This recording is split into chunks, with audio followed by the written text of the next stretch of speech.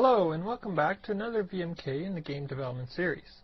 In this VMK we're going to add a splash screen to our game so that when you first start it up you'll see an image that appears on the screen. Maybe it's a logo for your game, maybe it's like some information about your game, things like that.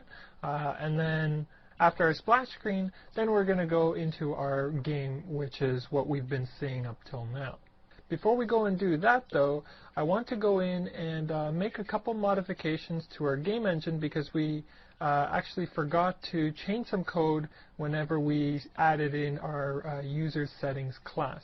So let's do that first and then we'll go straight into making the introductory splash screen. Inside of the game engine project, we added this user settings class. And this class was now responsible for handling whenever we want to quit the game by using this variable here. This variable was meant to replace GameOpenGL's m_b quit, this one right here. But we actually forgot to remove him out of the class. And because we forgot to remove him, there's actually some instances of this variable still being used whenever we should actually be using our user settings m_b quit here. So to fix this, let's go and delete that variable. And if we go and compile our project, you'll see that automatically the compiler is going to give us error messages saying where we went ahead and used that variable. So anytime we have a variable here, we need to go and either delete it or need to replace its uses appropriately. So inside initialize here, we're setting the variable to true. So here we need to use our m_p user settings. But before we do that, let's just make sure that we actually have it already initialized. I think we initialized it inside of the constructor. No, it's not here. Oh, that's not the constructor. Okay, here's the constructor. So we pass in user settings, and okay, so it's assigned to us right here at the end of the constructor, which means anywhere inside of this code we should be able to use him with no problems.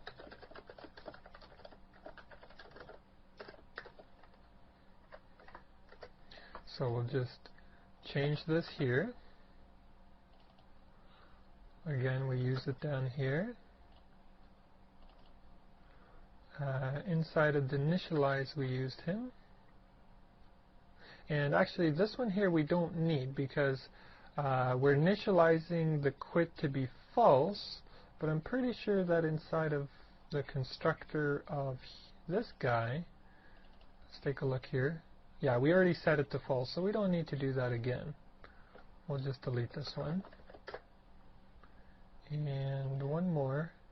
Here, where are we? Inside of frame, if we have an error inside update game, we set it to quit, so we now need to set the p_user setting value to quit. Now let's go and compile this, and everything's fine. Okay. Let's go in and now make some modifications to our game engine so that we can show a splash screen when it first loads. The way we're going to do this is we're going to be using our game state variables. You'll remember that we created these variables close to the very beginning of the VMK series. I said that there's going to be something called starting, a menu, a loading screen, a play, a pause, and a stop. What I'm going to do here is label a few things here. Game state stop, this guy must be last one in the list. So don't ever move this gs_stop variable beyond the last one. He always has to be the last one. This won't be important for a little while, but just remember that this guy has to be last. Now, the first one in the list is gs_starting. We're going to change that to be gs_none, and we're going to set this guy to be -1. So in other words, we're adding in an extra state now, and we're going to call it none, and it's going to be equal to -1. gs_starting is still going to be 0, menu is going to be 1, and so on. I'm adding this new guy here because I actually want to initialize the constructor of our game state to be none rather than what we set it up to right now, which I think is stop. Let's just take a look here. Yeah, we set the game state up equal to stop here. We'll just replace this with none so that initially when the game engine is created, we don't have a state, and we know that because we can look at the game state variable here. Then what we're going to do is we're going to go into start, and while it's in start, we're going to be rendering our screen. After it's finished rendering the screen and delayed for however many seconds we want, then we're going to go straight into game state play, which is the state that we're going to be using whenever we're actually running around inside of our game engine. Actually, let me open up PaintShop Pro here. You'll see this is sort of the structure that we've currently been using. Whenever the game starts, we immediately set it up to play, and you can see that inside of initialize. If I scroll down here, you see we have game state is equal to play. So we basically set it up to play, and we're always inside play until our window loses focus. If it loses focus, we automatically go into the pause state, and we can see that whenever we take a look at the game OpenGL class inside of window focus lost. We see we automatically set the game state equal to pause. When we regain focus, which is window focus received, we see if the game state is paused, we automatically set it back up to play. So if we're here, we go back up to play, and we continue playing. And there really isn't any other transitions that we're currently handling. What we're going to do is we're going to add in a introductory screen, which is going to be the starting state. So at the very beginning, it's going to be none. Then we're going to go automatically into starting, so we're going to change our initialize here so that instead of play, we're going to set this up to be starting. And then we're going to be rendering a splash screen here. Once we're done rendering it and showing it for however long we want, we're going to go automatically into the play state. And then we're going to handle everything exactly the same way we've been handling it up till now. So let's see how we can implement this.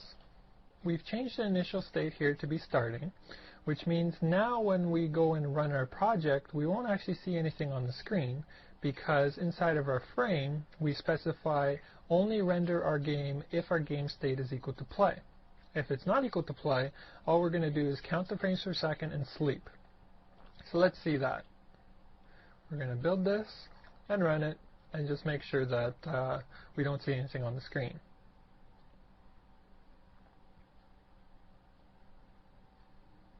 Oh, and we missed something here.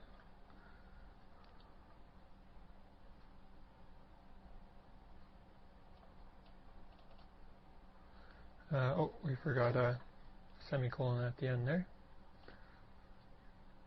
Okay. So now you can see our window pops up, but it's not actually refreshing. And that's because our game state is stuck inside of game state starting, and it's just waiting to render something. But we're not telling it to render anything while it's in this state. So let's just cancel this. We can do that with Alt F4. And we need to handle now the state inside of here so that when we're in the starting state, we can go in and render something on the screen. Oh, there's one other thing I want to show you here. If we run this project again, you'll see the window doesn't show anything on the screen, but if we were to go to our Visual Studio, for instance, and then refocus back on the window, you'll notice now we're actually back inside of our game state, and we're rendering things on the screen. The reason that this happens is because, let me open this up, we were in starting, but we have a condition that says as soon as we lose focus, we go into pause. So we went from starting into pause, and then once we regain focus from the pause state, we go into play. And once we're in play, we actually render everything on the screen. We don't want that behavior. We don't want to be able to pause when we're in the starting state. We need to prevent our game from going from starting into pause. And the way we can do that is we'll just go into where was it? Windows Focus Lost, and only allow the game state to change to pause if it's already inside of play. So we can just add the following.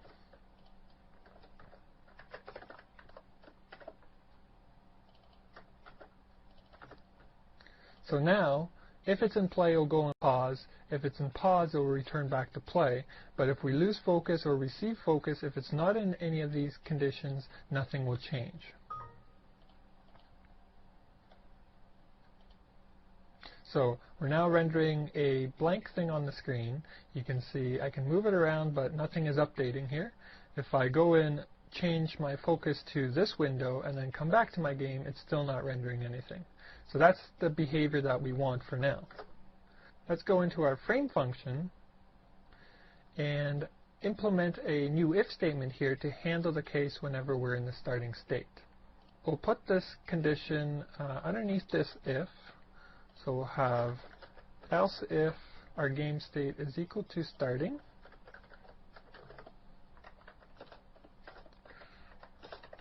Then we want to display splash screen.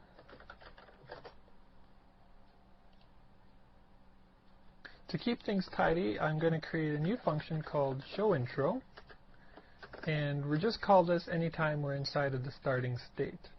So let's go into GameOpenGL.h and add this new function. It's going to be a private function, and I'll put it here above initialize. Now let's go and implement the showIntro function. I'm going to put it underneath frame. So we have showIntro, render the introductory screen sequence. This could be either one screen or multiple screens, bunch of animations, whatever you want really. We're just going to start off simple. We're going to clear the screen using GL clear. If we have a Z buffer, we clear it as well. If we don't, we just clear the color buffer. We're going to set up to use the orthogonal matrix, and then for now we're just going to render a black background so that we don't see through our window to whatever was behind it. And then we call render post to actually send everything to the video card. So let's try this out now. So we see at the starting state we have a black screen visible, and when we move away from our window and come back, it's still black. And right now we have no way of transitioning from the starting screen to our actual game. And as a matter of fact, the starting screen is very boring looking. So what we want to do is, instead of having a black screen as our starting screen, let's use a texture. And all of our textures are handled inside of our scene class down here. So because we have all of our loaders for our textures and things like that inside of our scene, well, what we're going to do is create a function that's called something like render intro, and when we call render intro, it'll actually go in and render everything that we need to see for the introduction, and then we're going to come back here and call render post to actually send it to the graphics card. Very similar to the way that we've done, what was the name of the function here? Update game. If we go inside of here, we see we handle a bunch of things. We call scenes update to render everything to the screen, and then we go and call render post. So we're going to change this slightly so that we call render intro instead. Where is my function here? Frame. Okay. So here we can replace this, or remove it anyway, to be replaced with MP_P scene. And we're going to be calling, well actually, let's go create that function first. Inside of scene.h, I'm going to add it underneath initialize here. It's going to be a function called render intro, and it's going to return a boolean. The boolean is going to tell us when we're done rendering this introductory screen so that we know we are supposed to transition now to our game state called play. Inside of scene.cpp, let's put it also below initialize. At the top here, we're going to create a variable called bContinue, and we set it to false. And this guy is going to be responsible for determining when we need to return true or false for the return value here for the render intro function.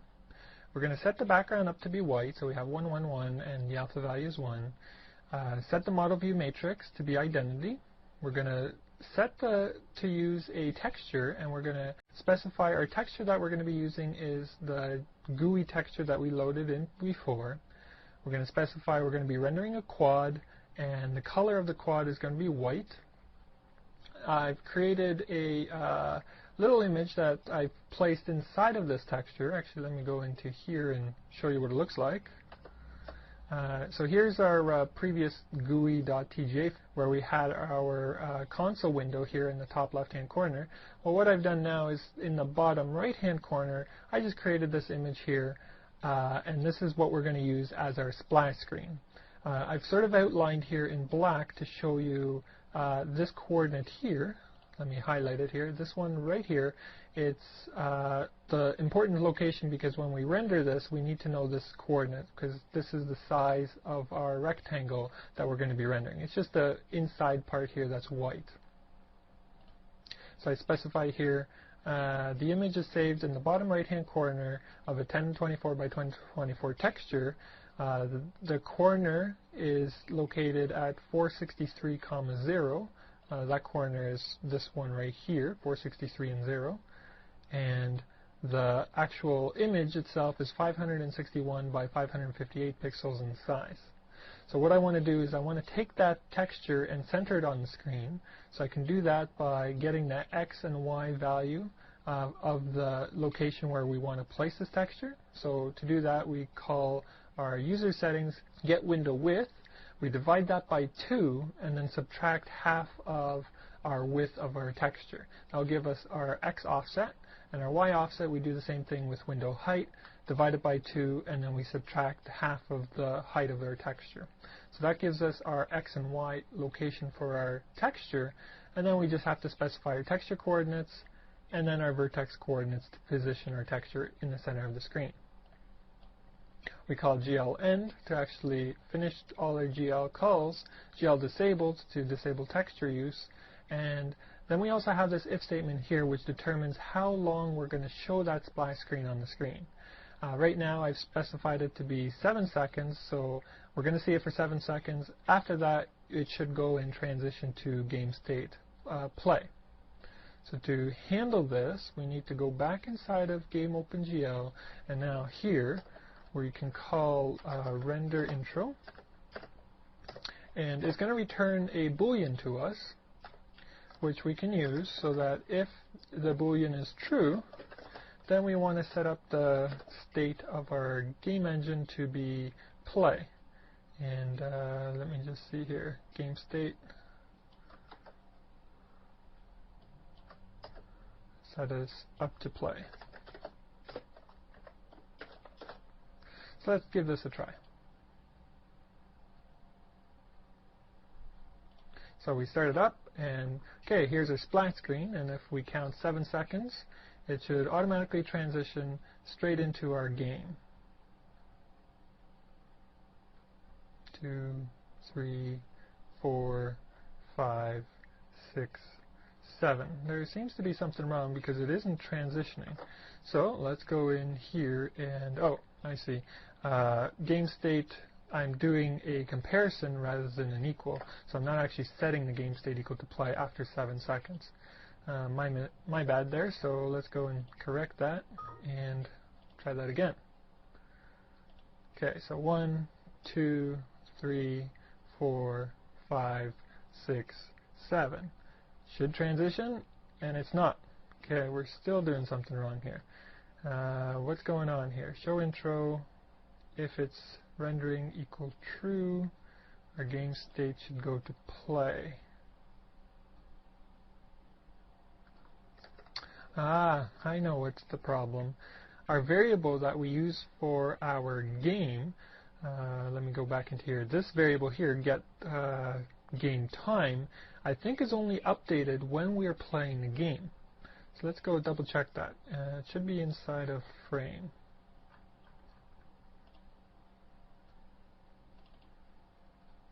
Yeah, you notice that all of this transitions here for the game time only happens whenever the game state is equal to play. It doesn't happen whenever we're in here. So what we need to do is take this code and actually put it outside of this if statement so that time is actually passing whenever we're not playing the game. Alright, while we're here, we might as well clean up a few other things which have been bothering me for a while. And that's this return values that we get from update game. Because we're now using p-user settings to decide when we want to quit or not, we actually have access to p-user settings within our scene. So there really is no need for us to check to see if we get a return value from scene to then set our variable to false, because that's the only time that we really want to quit our game. This we can handle in a different location. So what we're going to do is go into update here and actually change the definition of our scene update to be a void. Then we don't have to worry about having to return a value. This will speed up our game engine slightly because we're not passing a variable back and forth between our scene and our game engine. So let's see here. Anytime we need to go and return, we're just going to return rather than pass a return value with it. And we'll need to go inside scene.h here and under update, change this to a void. Let's go and compile this. Okay, and then we can go into GameOGL.h and under game update, change this also to a void. Change this to a void. And now whenever we call this, we don't worry about the return value because the return value will already be taken care of with the appropriate p-user setting value inside of the scene. And here, we're going to get rid of the return value from render post as well, and we'll handle it directly with our p-user setting variable. So let's save this and go into render post, change this to a void, and now if we have a problem here, so if actually, let me do this. If we have a problem with the swap buffers, then we're going to set the p-user settings m_b quit equal to true. Otherwise, it's going to stay at whatever value it's already set at, which should be false, so that we continue running. Render post. Did we go in here already? Render post. Change this to a void. Okay, let's go and compile this. We forgot a few things here. Update game will now no longer return a value, so we can just get rid of all of that. And that simplifies our code slightly. Okay, and let's go and make sure we can run this as well. Okay, now we can go in and actually implement the timer properly. We're actually going to be handling the time a little bit differently. You'll notice now, every time we go through the play here, we call getDeltaTime, which returns our delta time that we use to update our game time here. We also use our delta time to update the scene's time change, which we can then use inside of the scene class whenever we're animating.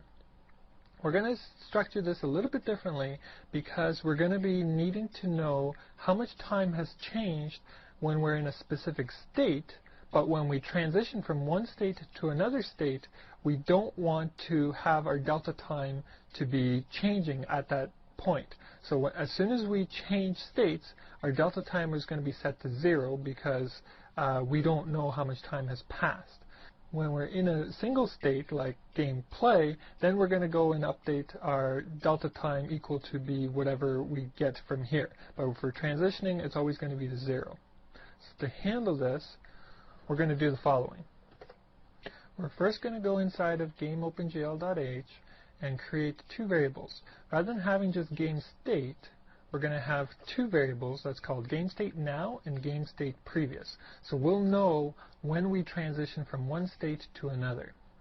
We're also going to go into here and add a new variable underneath time game and time delta. As a matter of fact, I'm going to get rid of time delta just because if I don't, I may run into a few errors a little bit later on because I may forget to change a variable here or there. So what I'm going to do is change time delta to be time step, forcing me to find all the places where I've used time delta. I'm also going to give a new variable here to our class called time change. So let's take a look at how all of these three variables are now going to be used. If we go back into GameOGL.cpp, we have the following.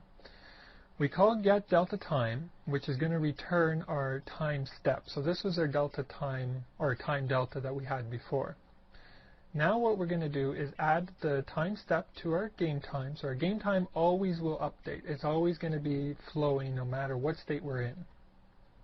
If we transition from one state to another, so our previous state is not equal to our current state, then we're going to set the previous state equal to the current state, and we're going to change the time change value equal to 0. So that's what I was saying before. Anytime we transition, our time change is going to be set to 0.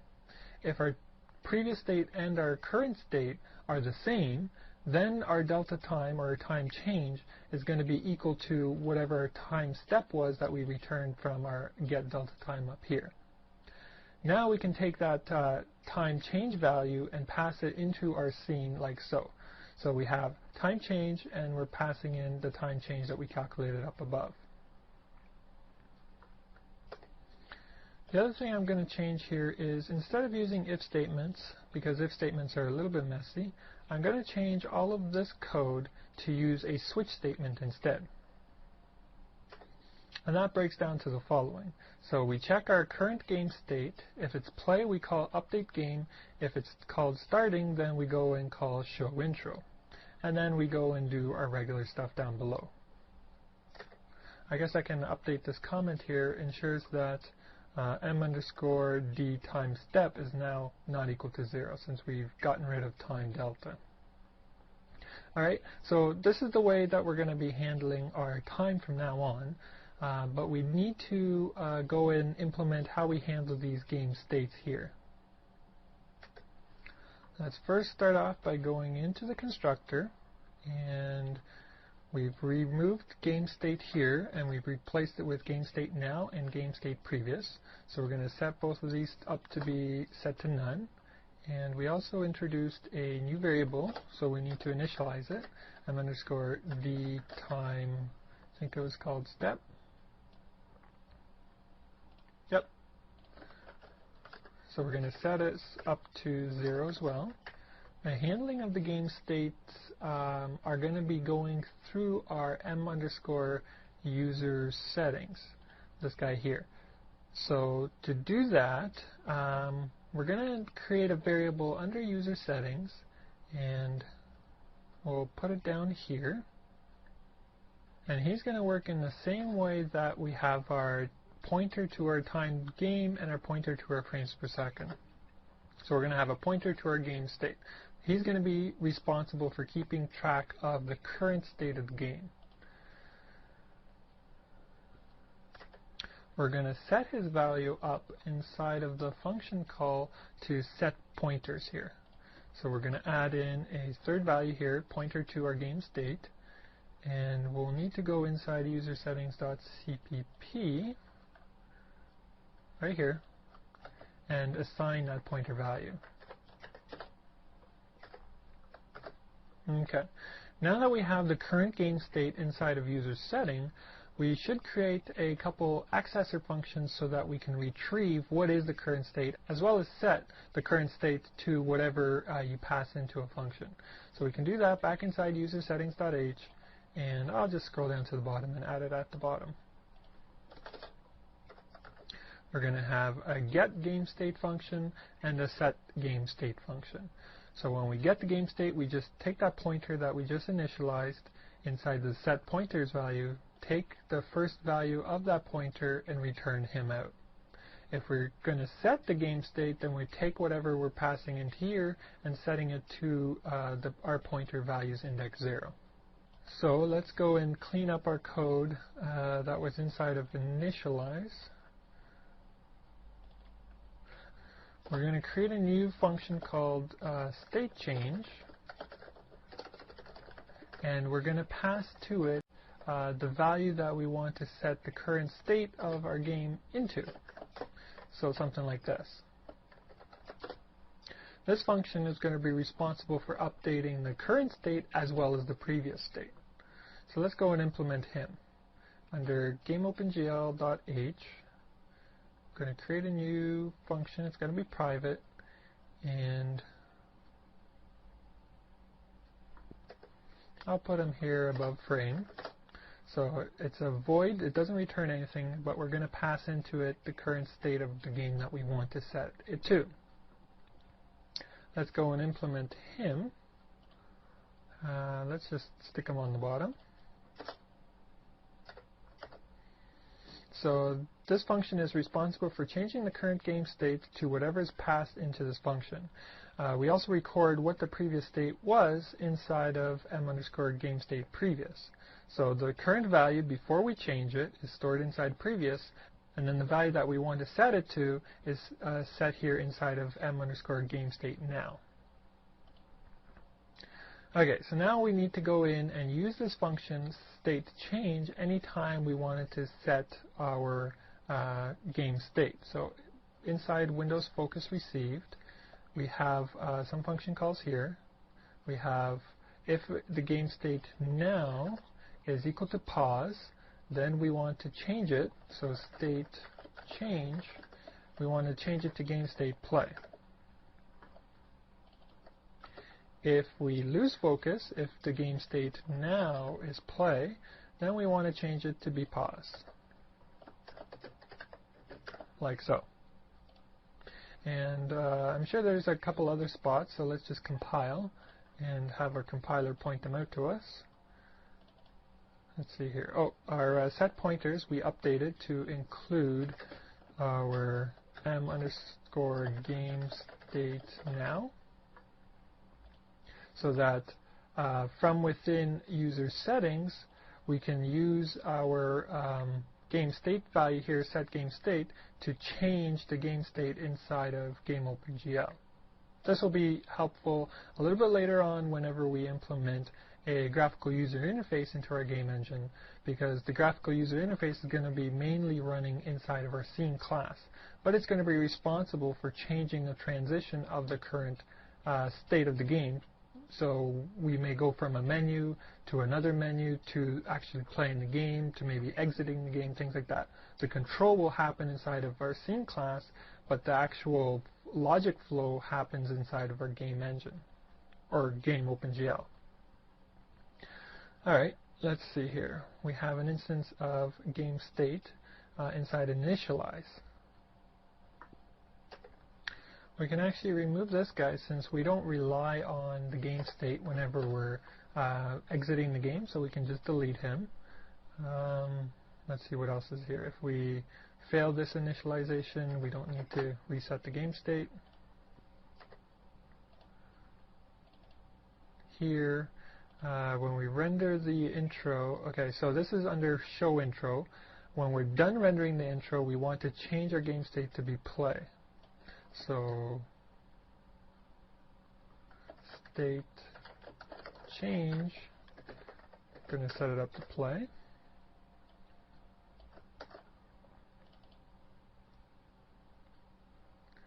And what do we have here? Oh, m_d delta time doesn't exist anymore.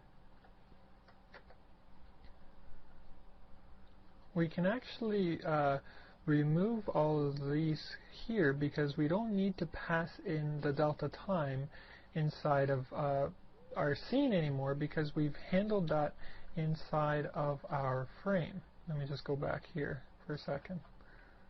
Frame. Anytime we update the time, we go and call the scene's fTime change here. So whenever the time changes, we change the time inside of our scene. So we already have the delta time stored inside of this member variable. Because of that, we can go in and delete all of these second parameters and change the way that those functions work altogether.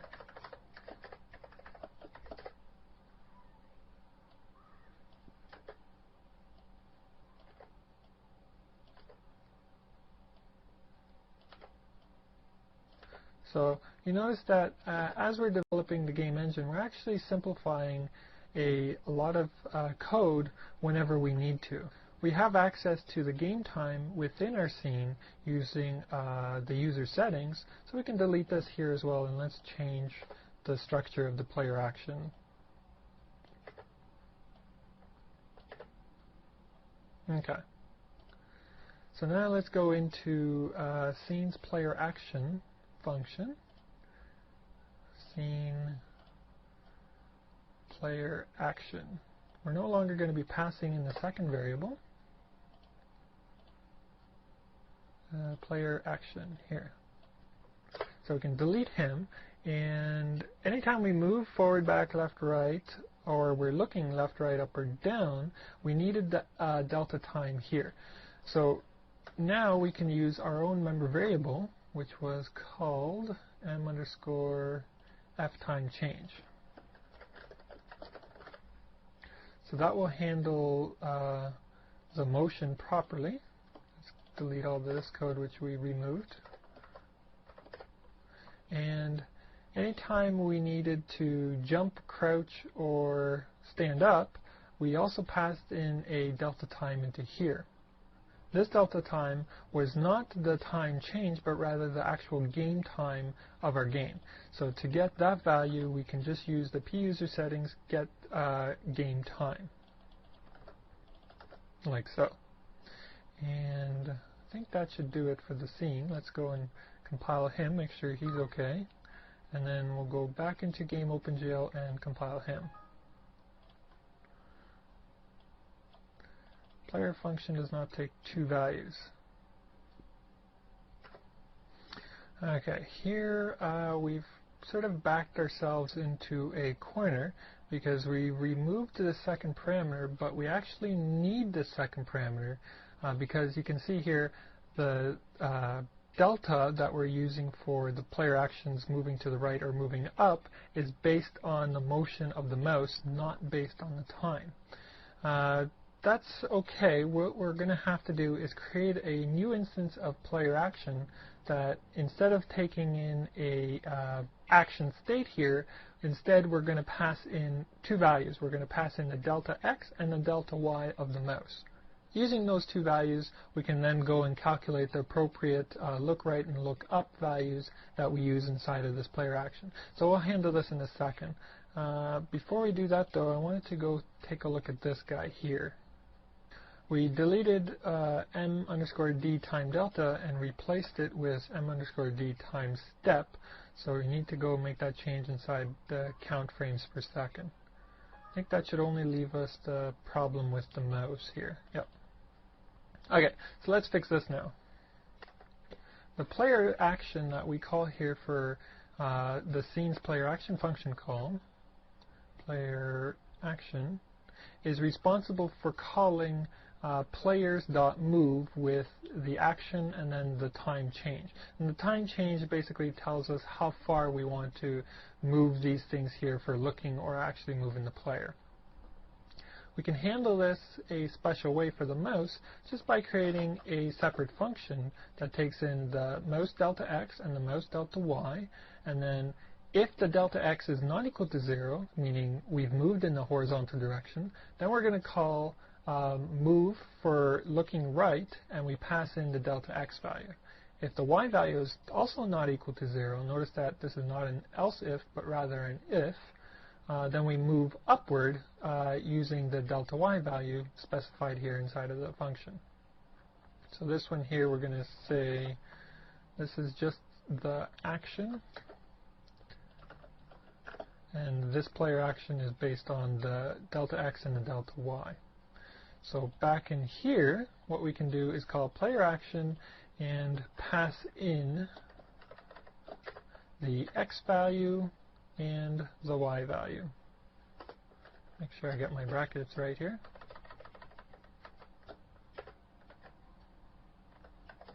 Okay, I think that's right now. Let's go and compile that. Oh, we forgot to add this guy inside of scene.h, player action.